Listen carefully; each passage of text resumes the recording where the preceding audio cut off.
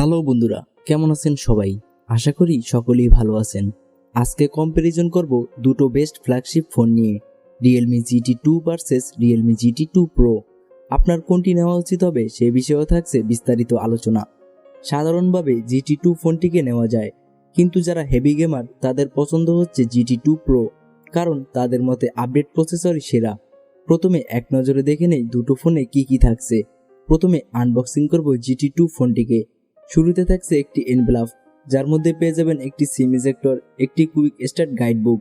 এরপরই থাকছে ফোনটি, তার ঠিক নিচে থাকছে একটি সিলিকন প্রোটেক্টিভ কেস। এরপর পেয়ে যাবেন 65 ওয়াটের একটি সুপার ডার্ট ফাস্ট চার্জার এবং একটি চার্জিং কেবল। এবার আনবক্স করব GT2 Pro ফোনটিকে। GT2-তে যা কিছু থাকছে ঠিক GT2 Pro-তেও তাই থাকছে। দুটো ফোনই একদম অসাধারণ ডিজাইনে তৈরি করা হয়েছে। ব্যাক সাইডে সম্পূর্ণ আলাদা একটি টেক্সচার ব্যবহার করা হয়েছে। হাতে নিলেই একটা আলাদা ফিল আসবে, যা এখন পর্যন্ত কোনো ফোনই ব্যবহার করা হয়নি। ফার্স্ট ইমপ্রেশনের ক্ষেত্রে ফোনের ডিজাইন এবং কালার কম্বিনেশন একদমই পারফেক্ট। দুটো ফোনেই রিয়েলমির ডিজাইনারের সিগনেচার পেয়ে যাবেন। এবার দুটো ফোনকে একসাথে রেখে কম্পেয়ার করা যাক। বাঁ দিকেরটি হচ্ছে GT2 Pro আর ডান দিকেরটি হচ্ছে GT2। হঠাৎ দেখাতে দুটো ফোনকে কেউ আলাদা করতে পারবে না। দুটো ফোনেরই উপরের অংশে থাকছে নয়েজ ক্যান্সেলেশন মাইক্রোফোন, ডান দিকে থাকছে পাওয়ার বাটন, বাঁ দিকে থাকছে ভলিউম রকার এবং নিচের অংশে সম্পূর্ণ একই রকম। Realme GT2 হচ্ছে 157.1 গ্রাম এবং GT2 Pro হচ্ছে 194 গ্রাম। ক্যামেরা বাম্প দেখতে প্রায় একই রকম হলেও কিছুটা পার্থক্য রয়েছে এতে। GT2 Pro-তে দেখা যায় 50 মেগাপিক্সেলের লেন্স দুটো খুব একটা বড় এবং কাছাকাছি রাখা হয়েছে। অন্যদিকে GT2-তে 50 মেগাপিক্সেলের লেন্স এবং আলট্রা ওয়াইড লেন্সের মধ্যে কিছুটা গ্যাপ রাখা হয়েছে।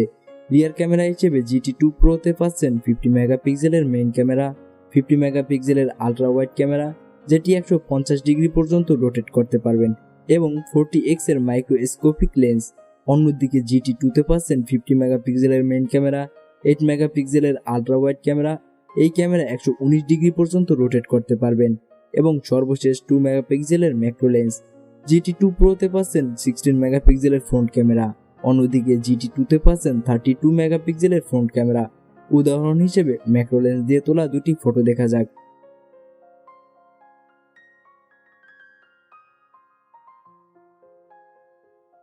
এবার দুটো ফোন দিয়ে তোলা কিছু ফটো দেখব। এই ফটোগুলো প্রাইমারি ক্যামেরা দিয়ে তোলা হয়েছে। প্রাইমারি ক্যামেরার ক্ষেত্রে বড় ধরনের কোনো পার্থক্য নেই। এটি হচ্ছে ম্যাক্রো লেন্স দিয়ে তোলা একটি হাতের ছবি। বাঁ দিকেরটি হচ্ছে GT2 Pro দিয়ে তোলা এবং ডান দিকেরটি হচ্ছে GT2 দিয়ে তোলা। এক কথায় বলতে গেলে Realme GT2 Pro এর ম্যাক্রো লেন্স অসাধারণ। এক নজরে একটু ভিডিও পার্থক্য দেখে নেওয়া যাক।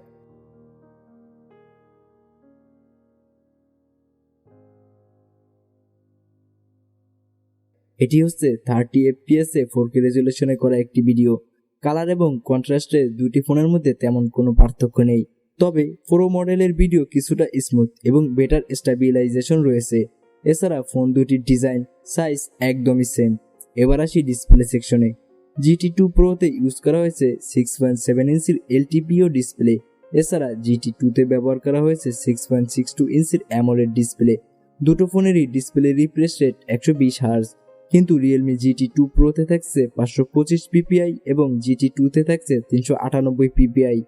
এছাড়াও দুটো ফোনের ডিসপ্লের মধ্যে বেশ পার্থক্য রয়েছে। GT2 Pro মডেলে পাচ্ছেন 1400 পিক ব্রাইটনেস, অন্যদিকে Realme GT2-তে পাচ্ছেন মাত্র 1300 পিক ব্রাইটনেস। টাচ প্রোটেকশনের জন্য GT2-তে পাচ্ছেন Gorilla Glass 5 আর GT2 Pro-তে পাচ্ছেন Victus Gorilla Glass। যদিও ডিসপ্লে এবং ব্রাইটনেস সেটিংস প্রায় সেম, তবে GT2-তে একটি সেটিং মিসিং রয়েছে, আর সেই সেটিংটি হলো ডিসপ্লে ন্যাচারাল টোন সেটিং। এবার আসি মূল পার্থক্যে। দুটো ফোনেই পাচ্ছেন 5000 মিলিঅ্যাম্পিয়ারের ব্যাটারি এবং 65 ওয়াটের সুপার ডার্ট চার্জিং সাপোর্ট। দুটো ফোনেই পাচ্ছেন স্টেরিও স্পিকার, সাথে হাই রেজুলেশন অডিও এবং ডলবি অ্যাটমস সাপোর্ট।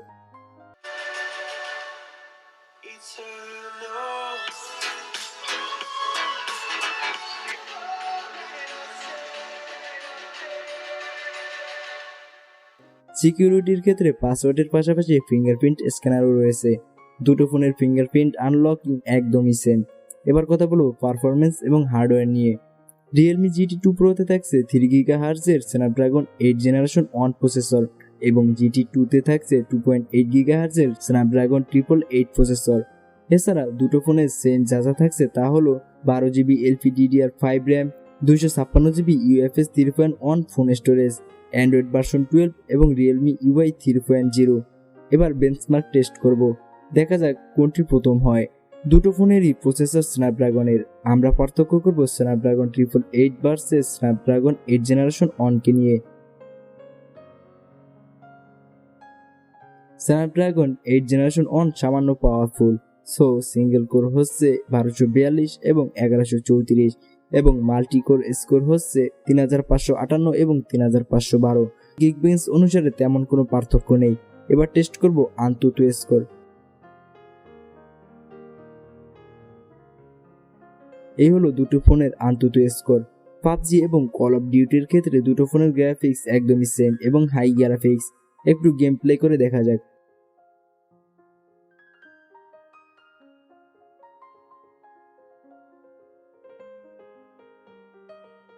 চার্জিং এর ক্ষেত্রে দুটো ফোনই 10 মিনিটে প্রায় 40% চার্জ করা যায়।